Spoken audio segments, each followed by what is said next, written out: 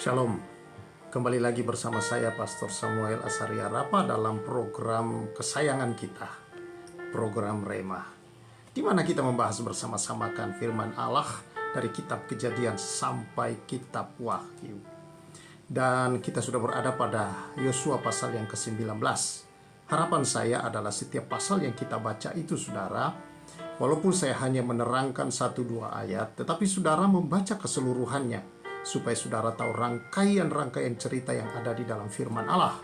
Dengan demikian kita mengerti seluruh kehendak rencana Allah atas bumi ini dan atas hidup manusia, terlebih khusus atas hidup saudara dan saya secara pribadi-pribadi. Nah, mari kita bersama-sama akan melihat Yosua pasal 19. Namun sebelumnya saya mengajak kita berdoa.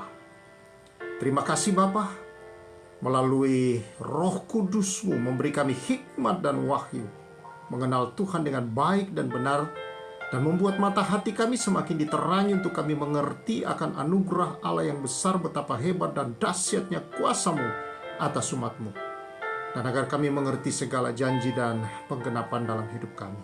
Dalam nama Yesus, amin.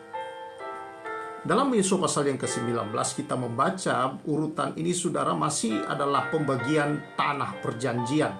Dalam pasal 18, saudara-saudara, dikatakan masih ada 7 suku yang belum menduduki akan milik pusaka mereka, padahal sudah memasuki tanah perjanjian itu, saudara. Dan Yosua berkata, jangan bermalas-malasan. Kita sudah bahas bersama dalam pasal 18. Salah satu di dalam pasal 18 adalah suku Benyamin. Nah, kemudian suku-suku yang berikutnya, saudara, di sini ada suku Simeon, Sebulon, Isakar, Asyir, Naftali, dan kemudian suku Dan, ya, yang terakhir. Nah, kemudian setelah itu baru Yosua sebagai pemimpin mereka diberi milik pusakanya secara khusus. Di sini, saudara-saudara, beberapa ayat yang begitu menarik bagi saya dan untuk kita renungkan bersama. Dalam pasal 19 ayat 9 dikatakan, milik pusaka Bani Simeon diambil dari bagian Bani Yehuda, karena bagian bagi Yehuda itu terlalu besar bagi mereka. Maka Bani Simeon menerima milik pusaka di tengah-tengah mereka. Pembagian tanah Kanaan, saudara-saudara, tidak pernah kita membaca ada pertengkaran, ada iri hati. Oh, yang di sana kok lebih banyak dapat ya, saya kok kecil ya, saya kok sedikit, kami tidak cukup. Tidak ada, saudara-saudara. Allah membagi di antara mereka secara adil dan menyenangkan bagi mereka. Tidak ada yang berkata bahwa daerahnya dia lebih baik, lebih subur. Tidak. Tanah perjanjian itu sudah dijanjikan Tuhan, tanah yang subur. Susu dan madu adalah lambang kesuburan, saudara-saudara, kemakmuran, dan itu adalah kebahagiaan dan sukacita hidup mereka, kesejahteraan mereka, saudara-saudara. Nah, tetapi saudara, kita melihat juga di sini bahwa yang justru yang memiliki bagian yang banyak memberikan kepada yang mendapatkan sedikit. Yehuda terpaksa dia, bukan terpaksa, tetapi saudara-saudara, membagi bagiannya yang karena terlalu besar. Sementara Simeon kekurangan, saudara, maka itu dibagikan. Saya kira ini adalah prinsip ilahi, saudara-saudara, senantiasa sejak awal diajar oleh Tuhan dan menjadi prinsip yang terus diterapkan dalam kehidupan orang-orang percaya dalam bergereja, adalah supaya ada, saudara-saudara, tidak ada kecemburuan, supaya tidak ada iri hati. Dan kalau ada yang diberi lebih, saudara-saudara, adalah dengan maksud agar dia mengelola dengan benar. Salah satu bahwa dia mengelola dengan baik adalah dia berbagi, saudara-saudara. Dia memberi juga kepada yang berkekurangan. Ini artinya dia mengelola dengan benar, saudara. Dia bukan hanya menikmati untuk dirinya sendiri, tetapi saudara-saudara yang saya kasih dalam Tuhan Yesus, dia berbagi untuk orang-orang lain. Dan inilah, saudara, prinsip kasih dan kebenaran dalam firman Allah. Jadi kalau kita diberi lebih, saudara, itu bukan untuk kita sombongkan, itu bukan untuk kita menikmati sendiri dan bersuka cita sendiri, sementara orang lain yang kita tahu membutuhkan, kita tidak menolong. Bukan itu maksud Allah memberi. Karena itu kalau saudara diberi lebih, Saya percaya saudara juga adalah orang, kalau saudara di dalam Tuhan, pastilah saudara orang yang berbelas kasihan dan punya kemurahan hati Bapamu. Karena engkau anak, maka hati Bapamu yang murah hati itu pun ada padamu. Nah, saudara yang saya kasih dalam Tuhan Yesus, yang kedua di sini adalah pasal 19 ayat 47. Karena daerah Bani Dan telah menjadi terlalu sempit untuk mereka, maka berjalanlah Bani Dan itu maju dan berperang melawan kota Lesem. Mereka merebutnya, memarangi penduduknya dengan mata pedang, dan mendudukinya. Lalu menetaplah mereka di sana. Saudara-saudara yang saya kasihi dalam Tuhan Yesus Kristus, Allah sudah membawa setiap kita di dalam tanah perjanjian, tanah yang baru. Allah telah memberikan kita janji kebenarannya melalui Kristus Yesus, bahwa Dia memberikan kepada kita, saudara-saudara, akan tanah janji itu. Dan seringkali kita tidak sadar bahwa ada yang selalu ingin, saudara-saudara, membuat kita merasa bahwa kita belum memiliki akan apa yang Tuhan telah berikan dan karuniakan itu. Dan kita harus, saudara-saudara, percaya dan merebutnya kembali dalam hidup kita ini. Nah, karena itu saudara-saudara, kita diajar berdoa, kita diajar doa peperangan. Tetapi lebih dari itu saudara, ada peperangan besar yang terjadi yang saya perhatikan dalam kehidupan orang percaya. Apa itu saudara? Yaitu peperangan secara rohani, saudara-saudara, dalam diri manusia, diri orang-orang yang percaya, saudara-saudara. Di sana kita melihat, saudara, bahwa banyak orang Kristen yang ragu-ragu dengan apa yang Tuhan sudah berikan dalam hidupnya. Banyak orang Kristen yang meragukan keselamatannya. Banyak orang-orang Kristen, saudara-saudara, yang ragu apakah dia berkenan di hati Tuhan, apakah dia layak, apakah dia menyenangkan Tuhan, apakah dia, saudara-saudara, sudah senantiasa dikasihi oleh Tuhan. Nah, semua hal-hal ini membuat orang Kristen seolah-olah belum memiliki akan apa yang sudah diberikan oleh Tuhan terhadap dia, saudara-saudara. Nah, ini harus menjadi hal yang penting dalam kehidupan kita, untuk terus membaca firman Allah, terus, saudara-saudara, untuk mengenal firman Tuhan dalam hidup ini. Karena hanya kebenaranlah yang bisa memerdekakan kita. Banyak orang-orang Kristen yang kehilangan damai sejahtera, kehilangan rasa damai sejahtera dan sukacita dalam hidup karena tuduhan-tuduhan iblis di dalam kehidupannya. Loh, kamu dulu kan orang begini, kamu kan begini, kamu kan dulu. Itu dulu. Siapa yang ada di dalam Kristus, dia adalah ciptaan yang baru. Sesungguhnya yang lama, yang dulu itu sudah berlalu dan tidak akan kembali ke sini.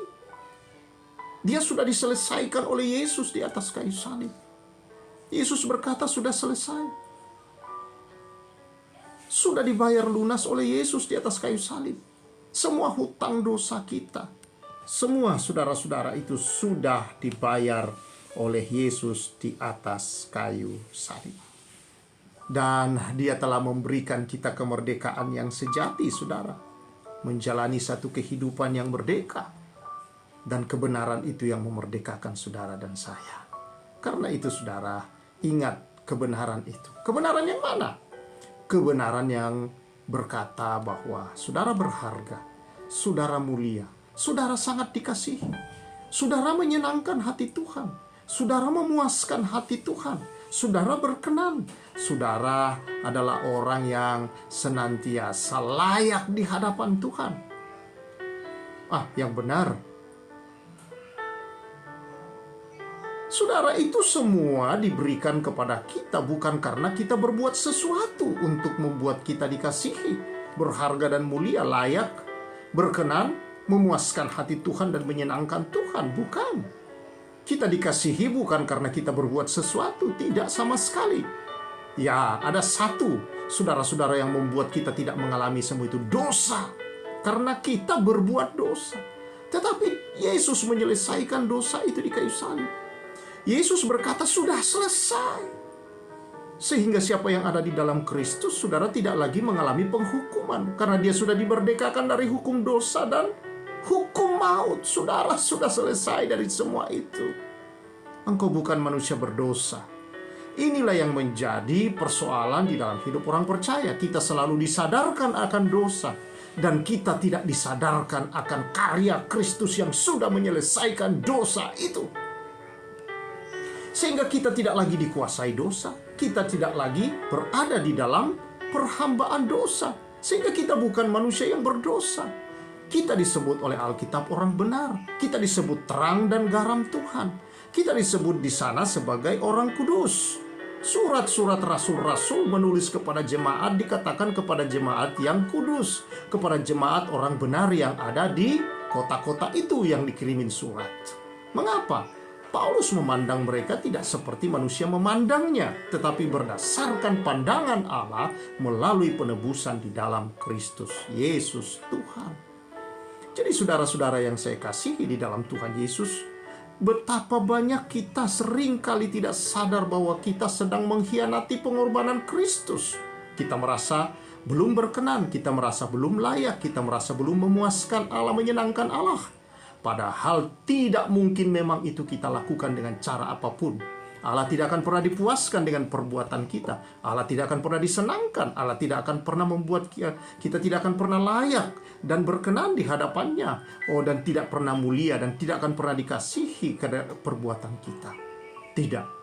Semua karena anugerah Allah lah kita sekarang. Yesuslah yang membuat hati Allah terpuaskan. Yesuslah yang telah membuat hati Allah, saudara-saudara, membuat kita ini, saudara, hati Allah disenangkan. Dan akibat daripada itu, saudara, Allah dipuaskan, disenangkan karena dosa yang membuat kita terpisah dengan Dia dihukumkan dalam tubuh Yesus, dan itu sempurna, saudara.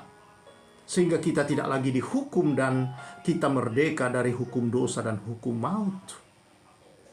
Saudara-saudara yang saya kasih, ini adalah anugerah. Ini pemberian, bukan usaha kita sama sekali. Kita hanya menerimanya dengan iman. Artinya mempercayai, menerimanya dengan sukacita. Dan inilah damai sejahtera yang penuh. Inilah, saudara, yang membuat sukacita yang penuh. Inilah kebahagiaan yang sejati ketika kita tahu. Itu sebabnya Alkitab berkata, Rasul Paulus, Roma 12 ayat 2, berubahlah oleh pembaharuan akal budimu. Metanoia, bertobat, saudara-saudara, itu bukan mengakui dosa saja, tetapi justru keseharian kita adalah mengubah pikiran, tindakan hidup kita ini bahwa kita sudah ditebus, kita sudah berdamai, kita bukan manusia berdosa, kita orang benar, kita orang kudus, kita berharga, kita mulia, kita sangat dikasihi, kita layak, kita berkenan, kita menyenangkan hati Tuhan. Semua itu karya Kristus untuk kita. Hiduplah dalam kasih karunia itu. Karena hanya oleh kasih karunia dosa tidak berkuasa lagi. Hanya karena dalam kasih karunia kita tidak lagi menjadi hamba dosa. Dalam kasih karunia kita tidak berbuat dosa lagi, saudara. Karena kita punya status baru, diciptakan baru, anak-anak Allah, manusia Allah, kata Rasul Paulus kepada Timotius. Puji Tuhan atas hal ini. Hal yang terakhir kita lihat dalam pasal 19. Bahwa ayat 50, sesuai dengan titah Tuhan mereka memberikan kepadanya, yaitu kepada Yosua, kota yang dimintanya. Mereka menghargai kepemimpinan, mereka menghormati, saudara-saudara. Bukan berarti Yosua tidak punya kekurangan, tentu sangat banyak dalam memimpin, saudara. Bahkan kita tahu kemudian dia tidak menyiapkan, saudara, akan penerusnya, sehingga bangsa Israel jatuh di dalam berbagai dosa penyembahan berhala, saudara-saudara. Mencari kebenaran sendiri, tetapi dalam masa kepemimpinannya dia seorang yang sungguh-sungguh hati. Dia tidak mendahulukan kepentingannya. Setelah semua bangsa itu mendapatkan menjadi bagiannya, saudara, barulah mereka juga yang memikirkan berdasarkan perintah Tuhan. Jadi ini perintah Tuhan, berikan apa yang menjadi milik para pemimpin itu.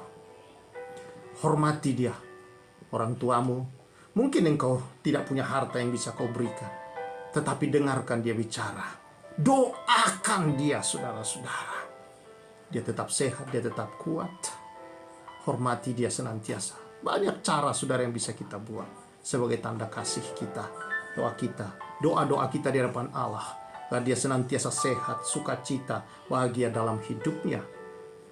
Saudara-saudara yang saya kasihi di dalam Tuhan Yesus Kristus, semampu yang kita bisa buat, kita bisa lakukan bagi orang-orang yang berjasa dalam hidup kita, saudara. Itulah yang dimaksud para pemimpin. Orang-orang yang memiliki kontribusi bagi diri kita. Jangan diabaikan. Berikan penghormatan selayaknya. Bagian-bagian yang harus kita berikan, termasuk mungkin kalau kita punya harta, berikan yang bisa kita beri sebagai tanda syukur terima kasih. Dan juga saudara-saudara bentuk perhatian. Gereja Tuhan tidak salah. Dia memberikan yang terbaik bagi gembala-gembalanya, pemimpin-pemimpin, pelayan-pelayan di sana. Dia memberikan yang terbaik buat mereka. Itu bagian, itu adalah titah, perintah Tuhan. Jangan memberangus mulut lembu yang sedang mengirik. Lembukah yang dimaksud kata Rasul? Bukan. Yang dimaksud para orang-orang yang memberikan kontribusi rohani ke dalam hidupmu, saudara-saudara. Yang memberikan makanan-makanan itu, yang berdoa siang malam untukmu atas pemeliharaan jiwa, berjaga-jaga untukmu sementara engkau tidur. Mereka berdoa, pemimpin-pemimpinmu berjaga-jaga berdoa untukmu, membawa engkau di hadapan Tuhan senantiasa dalam hidup mereka. Kiranya saudara-saudara yang saya kasih dalam Tuhan Yesus, kebenaran-kebenaran ini saudara, yang membuat kita terus hidup dalam damai sejahtera, sukacita Tuhan, dan senantiasa menikmati bagian berkat-berkat di hidup ini karena kita hidup dalam kasih karunia yang benar, saudara-saudara. Karena hari-hari ini ada kasih karunia yang dijalankan dengan cara yang salah, yang saya katakan sebenarnya itu bukan kasih karunia, tetapi itu hidup dalam kebebasan dosa, saudara. Karena kasih karunialah yang membuat orang hidup benar, kudus, layak di hadapan Tuhan. Kasih karunia yang membuat orang, saudara, menjadi ciptaan yang baru, hidup yang baru, bukan hidup yang lama, yang dikuasai dosa, diperhamba dosa, tidak lagi. Tetapi dia adalah hamba Tuhan. Dia dipenuhi oleh nilai-nilai kemuliaan, hadirat Tuhan, dan senantiasa hidup sebagai orang yang berkenan, yang layak di hadapan Tuhan, yang mulia di mata Tuhan dan manusia. Puji Tuhan, saudara-saudara. Kiranya kebenaran ini terus menuntun kita untuk setia melayani, menyembah, memuji, dan hidup sebagai murid-murid Kristus, pengiring Kristus yang sejati. Dan saudara-saudara, hanya di dalam Kristuslah kita menerima ini semua. Di luar daripada itu, saudara, tidak bisa. Karena hanya di dalam Kristus yang telah menebus kita, yang membuat kita bisa layak di hadapan Tuhan, bisa berharga, mulia, sangat dikasihi, menyenangkan, dan juga saudara menyenangkan hati Tuhan, berkenan kepada Tuhan, saudara-saudara, dan senantiasa memuliakan Tuhan di hidup kita. Tuhan memberkati kita semua. Mari kita bersyukur. Kami bersyukur Tuhan anugerah-Mu yang besar ini. Kami bersyukur untuk berkat-Mu. Biarlah kami hidup dalam kasih karunia-Mu yang benar. Terpuji nama-Mu, berkat-Mu atas umat-Mu. Amin. Puji Tuhan, saudara-saudara. Tetap berjalan sebagai orang-orang benar, sebagai manusia ciptaan baru, yaitu manusia Allah. Tuhan memberkati kita semua. Saya Pastor Samuel menyampaikan salam restorasi.